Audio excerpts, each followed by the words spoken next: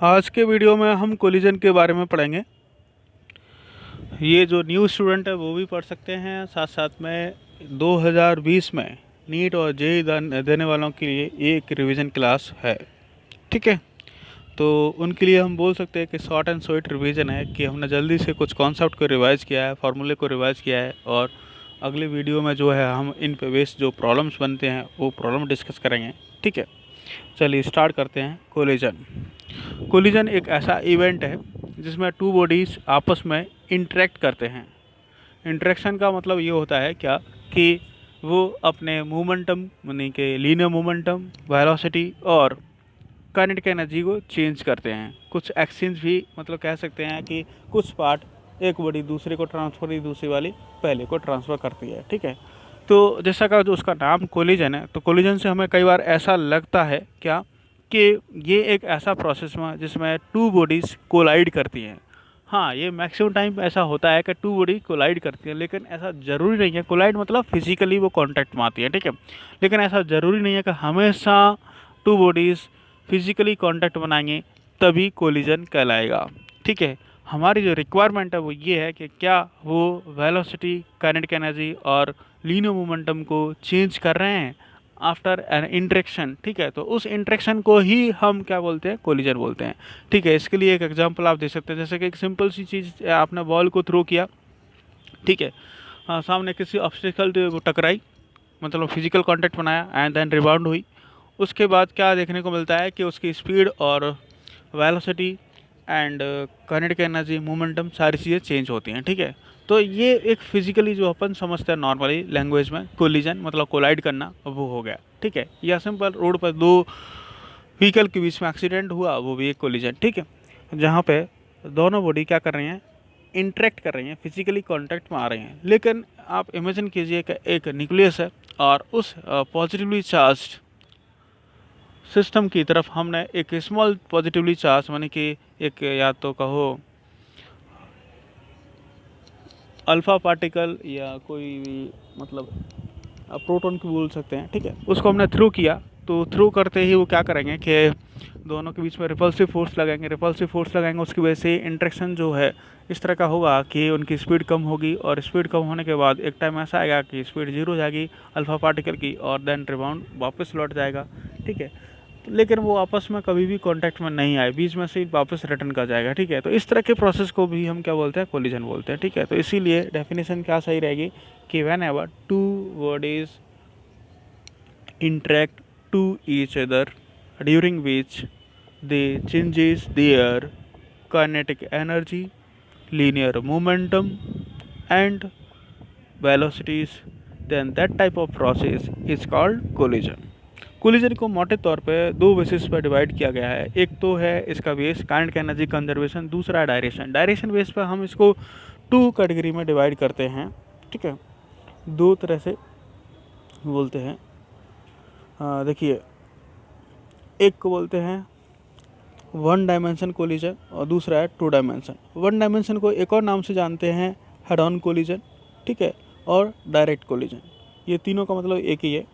ठीक, to dimension या oblique के नाम से जाना जाता है। ठीक है, अब दोनों को डिफ्रेंशिएट कैसे करते हैं, दोनों मतलब 1D एंड 2D को कैसे हम डिफ्रेंशिएट करते हैं कि कौन सा वन डायमेंशनल कोलिजन होगा, कौन सा टू डायमेंशनल कोलिजन होगा, तो उसके लिए हमें दो इन्फॉर्मेशन का होना ज़रूरी है। एक को बोलते हैं लाइन ऑफ कोलिजन, एक को बोलते हैं लाइन ऑफ मोशन। ठीक है, तो मैं यहाँ पे देखिए कुछ बनाने की कोशिश कर रहा हूँ। ये एक बॉडी मूव कर रही है U1 से। ठीक है, दूसरी बॉडी ये मूव कर रही है U2 से। ठीक है, तो सबसे पहले ये U1 जो है ग्रेटर है U2 से, तो ये दोनों क्लोज आएंगे। क्लोज आएंगे एक टाइम ऐसा आएगा कि दोनों फिजिकली कांटेक्ट में आएंगे। कांटेक्ट में आने के बाद मतलब कांटेक्ट में आए तो कोलिजन हुआ। ठीक है, कोलिजन हुआ तो दोनों देखेंगे आपके इस तरह से कांटेक्ट में देखने को मिलेगा। तो ये जो कॉमन नॉर्मल है, ठीक है, normal on 2 due to 1 and normal on 1 due to 2, इसको कॉमन नॉर्मल बोलते हैं। ये कॉमन नॉर्मल के अलॉन्ग ही वेलोसिटीज़, लीनियर मोमेंटम या काइनेटिक एनर्जी चेंज होंगे। ठीक है, तो इस लाइन को बोलते हैं लाइन ऑफ कोलिजन। क्या बोलते हैं इसको? Line of collision. और जिस डायरेक्शन में वो मोशन कर रहे हैं, मतलब ये वो डायरेक्शन, मैंने आफ्टर कोलिजन का डायग्राम नहीं बनाया है, ठीक है। चलिए मैं ऐसा बोलूँ कि ये तो इनिशियल U1 U2 होगा बिफोर कोलिजन, एंड यहाँ कोलिजन हुआ, वो दोनों इंटरेक्ट कर गए, ठीक है। और उसके बाद जो है तीसरा सेपरेट होने के बाद फिर से मूव करने लगे ऐसा। दिस इज़ B1 और दिस इज़ B2, ठीक है, ऐसा है। ये है M1, ये M2, ठीक, ऐसा। तो यहाँ पे दिख रहा है क्या कि बिफोर एंड आफ्टर कोलिजन दोनों टाइम डायरेक्शन सेम रहता है उनके मोशन का, तो उसको बोलेंगे वन डायमेंशन। डायरेक्शन चेंज हो जाता है तो उसको बोलेंगे टू डायमेंशन। एक तो ये तरीका है। दूसरा है, चाहे ऐसा बोलो कि ये है लाइन ऑफ मोशन, ठीक है, जिस लाइन के अलॉन्ग उनका मोशन हो रहा है, यहाँ पे इंटरेक्ट किए तो ये है लाइन ऑफ कोलिजन, ये भी इसी लाइन के अलॉन्ग है, तो दोनों का डायरेक्शन सेम है। Line of motion and line of collision are same, तो इस तरह का कोलिजन क्या कहलाएगा? One dimensional. यदि वो चेंज हो जाता है, मतलब ये लाइन और ये लाइन डिफरेंट डायरेक्शन के अलॉन्ग होते, तो क्या कहते हैं उसको? Two dimensional. फॉर एग्जांपल क्या है, देखिए कि एक ये बेस टाइप ऐसा इंक्लाइंड प्लेन, यहाँ पर आपने एक बॉल को रिलीज किया, ये नीचे आया ऐसा और यहाँ इंटरेक्ट कर गया, तो नॉर्मल ऐसा है, लाइन ऑफ मोशन ऐसा है, ठीक है।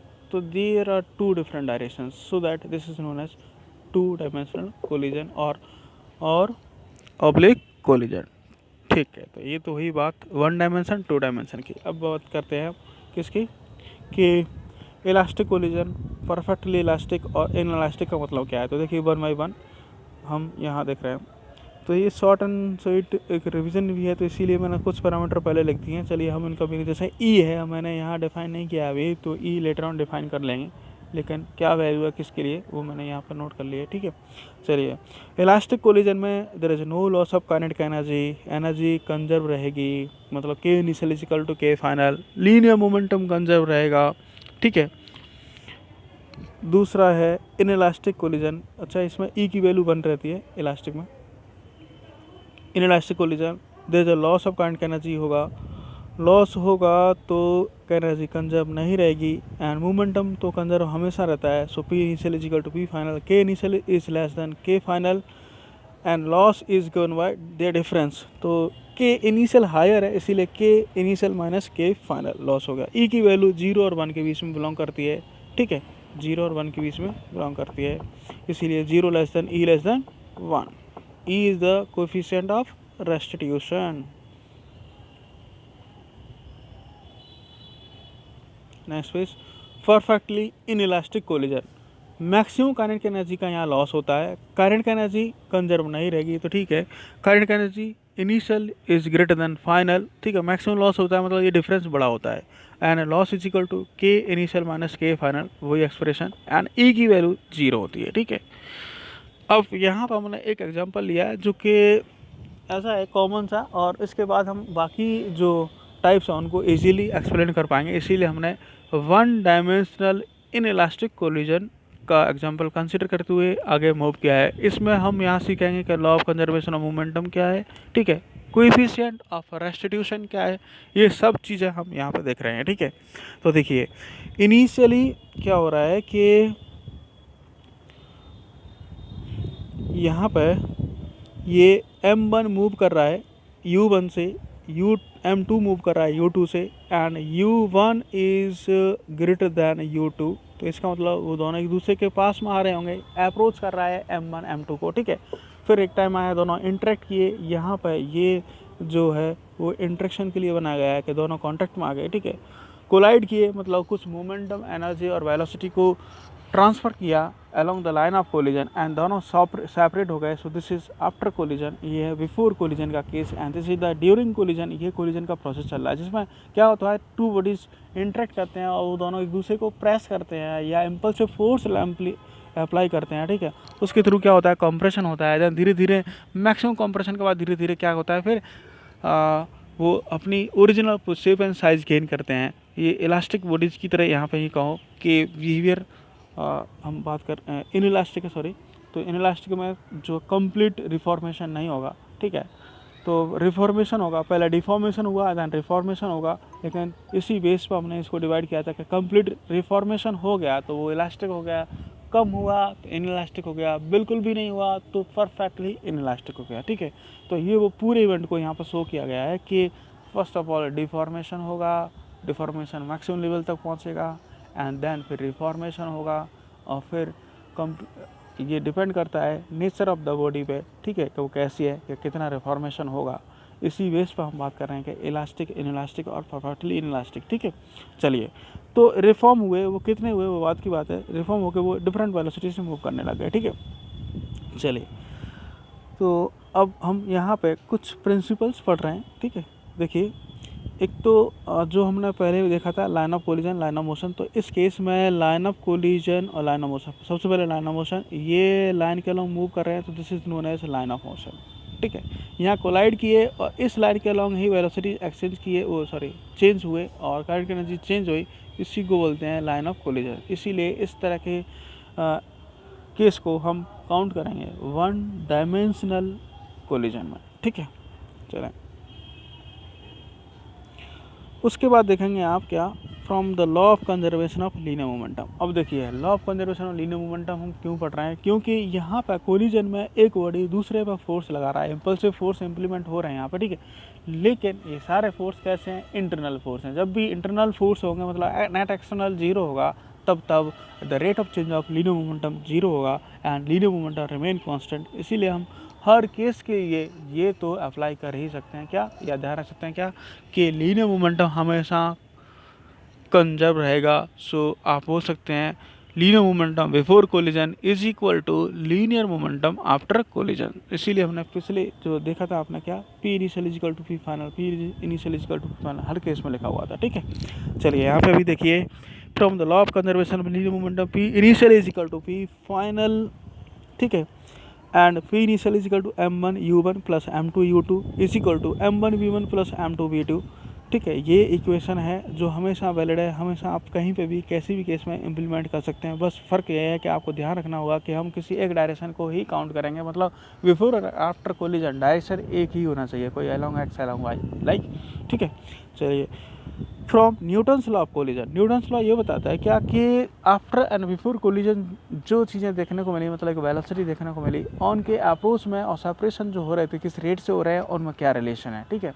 सो अप्रोच रेट क्या है और सेपरेशन रेट क्या है, उनके बीच का रिलेशन क्या है, उस चीज़ को हमने यहाँ पे लिखा है, जनरेट किया है with the help of coefficient of restitution e. So it is defined as the ratio of relative velocity of separation to the relative velocity of approach। Separation कब हुआ, आफ्टर कोलिजन, इसीलिए ऊपर में आएगा रिलेटिव वेलोसिटी आफ्टर कोलिजन, इसीलिए v2 minus v1, ठीक है। And then this is relative velocity before collision या अप्रोच, राइट, अप्रोच। अब u1 ग्रेटर था, इसीलिए u1 माइनस u2 अप्रोच आ गया। So this e is equal to relative velocity of separation upon relative velocity of approach, ठीक।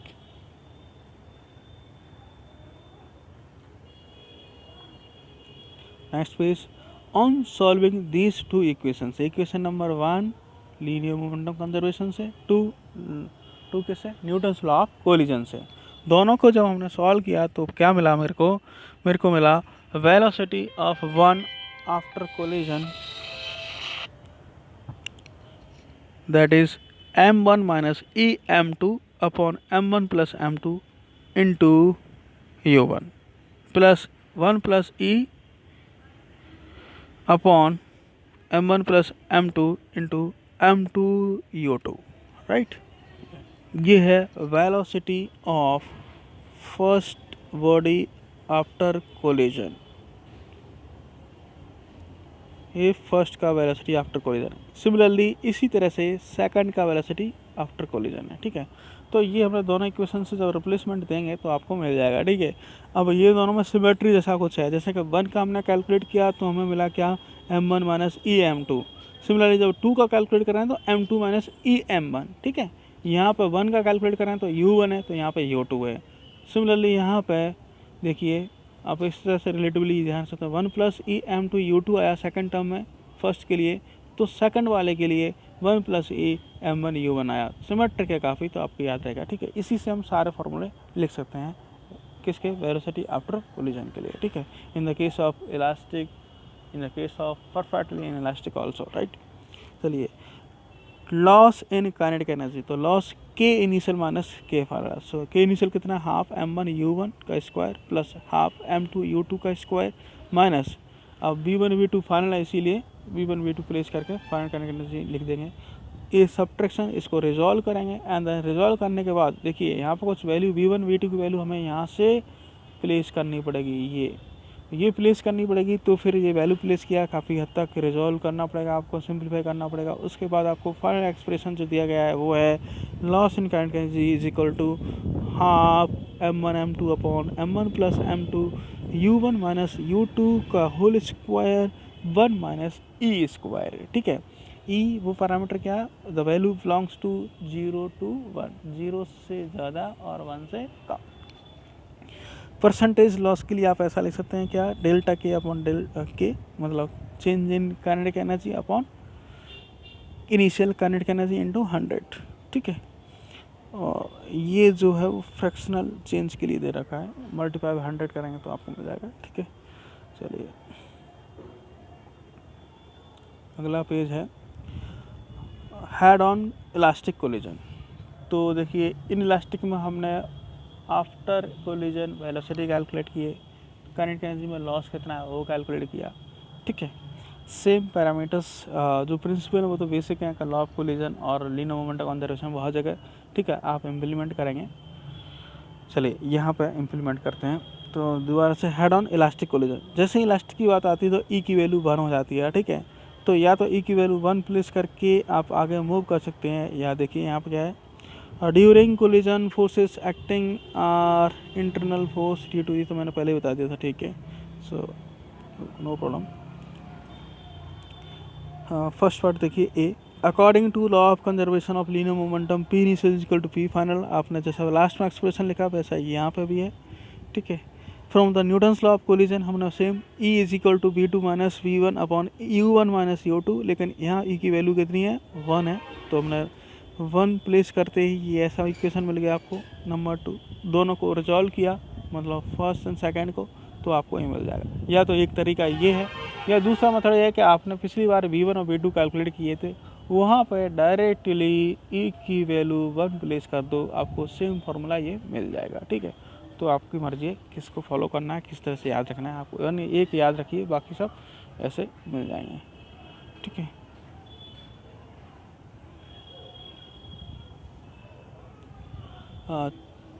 Kinetic energy remain conserve, इस case में kinetic energy conserve रहती है, ठीक है। सो इसीलिए K initial is equal to K final, तो ये भी आप जब ज़रूरत पड़े तो यूज कर सकते हैं, ठीक। स्पेशल केसेस की स्टडी देखिए, if second body is at rest then u2 is equal to 0 हमने लिखा। उसके बाद जो आपको एक्सप्रेशन मिला in the case of elastic collision, तो वो लेना v1 इज इक्वल टू क्या, m1 minus m two upon m one plus m two into u one होता है, और ये होता है 2m2 upon m1 plus m two into you to कितना है 0, तो ये वाला पार्ट 0 हो गया, तो ये आपको मिल गया, ठीक है, ये आया। सिमिलरली v2 के लिए ये मिल गया, ठीक है। अब इसमें और थोड़ा सा केस स्टडी को बढ़ा दिया गया, एक चीज़, एक पैरामीटर और हमने कंसिडर कर ली, वो है मास ऑफ 1 और 2 को सेम कर दिया, मतलब m1 m2 की वैल्यू सेम है। तो देख रहे हैं आप, इनिशियल जो फार्मूला था उसमें m1 माइनस m2 थे, तो वो डिफरेंस की वजह से 0 हो जाएगा ना, ठीक है, वो 0 हो गया, u2 की वैल्यू 0 हो गई, ठीक है। तो फिर आपको देखने को मिला क्या, कि जैसे हमने m1 is equal to m2 लिखा, वैसे ही आपको v1 is equal to u2 and v2 is equal to v1। तो एक्चुअल में आप ये चीज़ को इस तरह से बोल सकते हैं कि whenever the mass of two bodies same in the case of elastic collision then their velocity exchanged after collision के बाद उनकी वेलोसिटी एक्सचेंज हो जाएंगी, मतलब 1 की 2 पे, 2 की 1 पे। इसीलिए v1 मतलब velocity of 1 after collision is equal to u2 और u2 कितना है 0, इसलिए 0 हो जाएगा। ठीक है,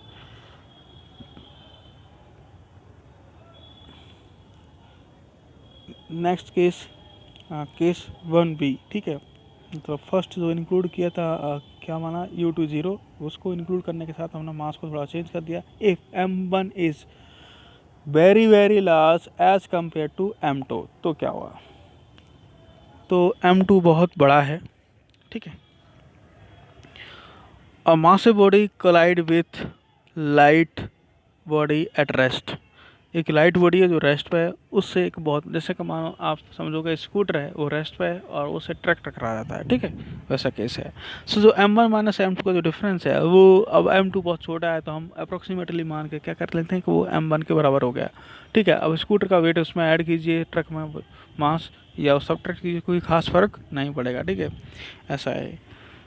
तो फिर क्या होगा, सो v1 ऐसा लिखने के बाद यदि आप m1 minus m2 equivalent to m1 लिखते हैं and m1 plus m2 is also equivalent to m1, then result निकल के आता है m1 is equal to u1 and sorry b1 is equal to u1 and b2 is equal to 2u1। ये equation में place करेंगे और ये चीज़ों को आप कंसिडर करते हुए चलते हैं तो ये आपको मिल जाएगा। ठीक है, after collision velocity of first body remains same and velocity of second become 2 times of first, ऐसा देखने को मिल रहा है। ठीक है, और फर्स्ट बहुत हैवी है ना तो उस पर कोई फर्क नहीं पड़ रहा है। Second case, if m1 is very very large as compare to m2, लेकिन यहाँ पे अपन ने u2 को 0 नहीं माना है। ठीक है, तो कोई प्रॉब्लम नहीं, अब u2 रहेगा। ठीक है, वो वेरिएबल के फॉर्म में, तो जो हमने पहले लिखा था m1 माइनस m2 m1 के बराबर है, m1 प्लस m2 भी m1 के बराबर है, दोनों प्लेस करेंगे और जो कैंसिल हो सकता है कर देंगे। ठीक है, तो आपको मिलेगा क्या, ये v1 again u1 and v2 मिला u2 u1 माइनस u2, और पिछले केस में u2 0 था इसीलिए u1 हो गया था, 2u1 हो गया था। ठीक है, चलिए अब नॉलेज क्लाउड कुछ दे रखा है, कुछ related information. If the second body is at rest then the fraction of initial kinetic energy lost by first body. ठीक है, तो फर्स्ट बॉडी के द्वारा जो एनर्जी लॉस है उसका फ्रैक्शन क्या है as compare to the initial kinetic energy. ठीक है, तो वो आता है डेल्टा के बाई के इनिशियल, और this is 4m1 m2 upon m1 plus m2 का square, and the fraction of initial kinetic energy retained bye m1, कितना उसके पास रह गया। तो या तो आप डिफरेंस से निकाल सकते हैं। ठीक है, 1 के साथ इनिशियल का डिफरेंस करेंगे तो आपको फ्रैक्शन मिल जाएगा, या आप डायरेक्ट लिख सकते हैं m1 minus m2 upon m1 plus m2 का होल स्क्वायर। ठीक,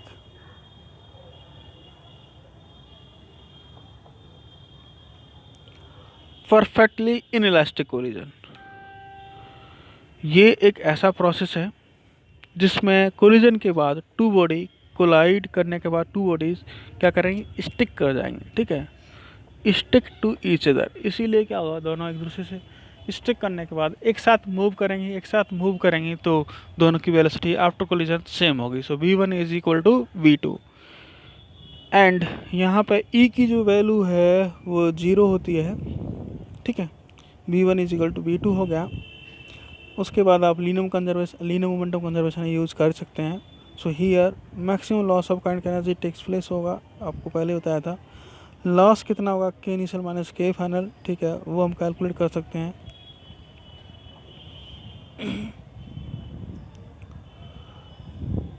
के इनिशियल की वैल्यू हमने प्लेस की, के फाइनल की वैल्यू प्लेस की। ठीक है, इसमें बी जो फाइनल है वो दोनों का सेम है और वो हमने यहाँ लिखा है with the help of linear momentum conservation. ये m1 u1 plus m2 u2 is equal to m1 plus m2 into b. ठीक है, तो बी कॉमन ये मिल गया कंबाइंड। ठीक है, तो जैसे ही इसको प्लेस किया उसके बाद सिंप्लीफाई किया तो आपको मिला ये expression, this is half m1 m2 upon m1 plus m2 u1 minus u2 का होल स्क्वायर। ठीक है, ये तब है जब दोनों बॉडी क्या कर रही हैं, सेम डायरेक्शन में मूव कर रही हैं। यदि अपोजिट डायरेक्शन में मूव कर रही है तो हम उसको चलो अगले केस की तरह स्टडी कर लेते हैं। यहाँ पे ये ऑप्शन 2 दे रखा है, when two bodies are moving in opposite direction. ठीक है, तो तब हम जो लॉस है उसको कैसा लिखेंगे, तो वो ऐसा है m1u1 plus m2u2 sorry m1u1 plus m2, और ये देखिए अपोजिट डायरेक्शन है इसीलिए -u2 लिखा है। ठीक है, is equal to m1 plus m2 v combined, तो वी कम्बाइंड आया m1u1 minus m2u2 upon m1 plus m2। अब देखिए यहाँ पे ये प्लस की जगह पर माइनस आने की वजह से यहाँ पे भी सिंप्लीफाई करते आपको ये मिल जाएगा u1 प्लस u2। तो देखिए ये ध्यान रखिए कि जब सेम डायरेक्शन होगा तो यहाँ प्लस होता है, इधर हम ये जो लिखा है आपने मोमेंटम यहाँ प्लस होगा। ठीक है, और अपोजिट डायरेक्शन में यहाँ माइनस होता है। ठीक है, और लॉस में आप देखते हैं क्या, रिलेटिवली ध्यान से हैं, आपने लॉस में देखा था क्या कि यहाँ पे माइनस था प्रीवियस केस में, और भी कैसा हो गया, प्लस हो गया। ठीक है, जस्ट अपोजिट से चल रहा है। ठीक है, तो ये एक वन डायमेंशनल कोलिजन के लिए जो required short and sweet theory है, कॉन्सेप्ट है, जो आपको क्वेश्चन सॉल्व करने में हेल्प करेंगे। ठीक है, क्वेश्चन सॉल्व करने में हेल्प करेंगे। ठीक, और इसके बाद हम नेक्स्ट वीडियो में इससे रिलेटेड क्वेश्चंस की बात करेंगे, कुछ क्वेश्चंस कंसिडर करते हुए उनको डिस्कस करेंगे जो आपको इम्प्रूव करेंगे। नीट एंड जेईई का रिवीजन जो है वो आपको हो जाएगा उसकी हेल्प से। ठीक है, और उसके बाद हम ऑब्लिक कोलिजन पे बात करेंगे। ठीक है, ऑब्लिक क्या होता है, और जैसे सिमिलरली बात करेंगे, मतलब पहले एक बार थ्योरी ले लेंगे। ठीक है, ऐसे लिख करके तो शॉर्ट जल्दी से हो जाता है थोड़ा बोलने के साथ, यदि लिखने लगे तो बहुत इसी को डबल ट्रिपल टाइम लगता है। ठीक, तो ऐसा करने के बाद हम इस कोलिजन को कंप्लीट कर लेंगे। तो इस तरह से आपका देखिए इस तरह के वीडियो का आपके लिए क्या फ़ायदा है। इस तरह के वीडियो का फ़ायदा ये है कि जैसे मैंने पहले नोट कर लिया, पूरा नोट्स बना लिए, उसके बाद मैंने स्क्रीन रिकॉर्डर से रिकॉर्ड कर रहा हूँ। थोड़ा सा दिक्कत तो आती है, जो चीज़ें कई बार लिखना चाहते हैं वो जल्दी से नहीं लिख पाते हैं, या मोबाइल का स्क्रीन है उस पर पूरा जो हमें इक्वेशन लिखना है वो नहीं बन पाता सही से, जो लिख रहे हैं जैसे कि हमने अभी m1 m2 लिखे तो वो थोड़ा टेढ़ा मेढ़ा ऐसा एरो एरो। ठीक है, तो दिक्कत आती है। लेकिन ये है कि जैसे आप पढ़ते पढ़ते परेशान हो गए, कुछ राइटिंग वर्क कर रहे हैं, क्वेश्चन सॉल्व कर रहे हैं, ठीक है, तो थोड़ा सा बॉडी थक गई है, थकान हो गई, तो ठीक है, लेकिन पढ़ना फिर भी चाहते हैं तो आप इस तरह के वीडियो को आप लेटे लेटे देख सकते हैं। ठीक है, कि हाँ क्या हो रहा है, कैसा होता है, क्या क्या चीज़ें आप अपने आप मेमोराइज हो जाएंगी, चीज़ें फार्मूलाइज क्या हैं। ठीक है, तो और शॉर्ट हैं, जल्दी जल्दी है। ठीक है, तो इसीलिए एक टॉपिक का वैसा नॉर्मली जो है ये टॉपिक बहुत टाइम लेता है। ठीक है, लेकिन अभी हमने बहुत जल्दी से कवर कर लिया, तो इस तरह से आपके लिए टाइम सेविंग का काम कर सकता है। और अभी हमारी रिक्वायरमेंट यही है कि हम कैसे मिनिमम टाइम में मैक्सिमम चीज़ों को कवर करके आगे बढ़ें। Thank you.